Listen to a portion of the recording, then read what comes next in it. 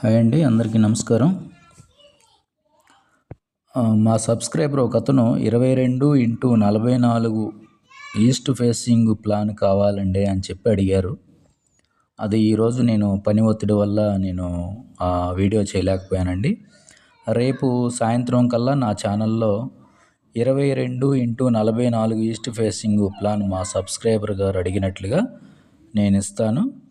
అది అందరూ చూడవలసిందిగా కోరుకుంటున్నాను. మా ఛానల్ని లైక్ చేయండి, షేర్ చేయండి, సబ్స్క్రైబ్ చేసుకోండి. ధన్యవాదములు.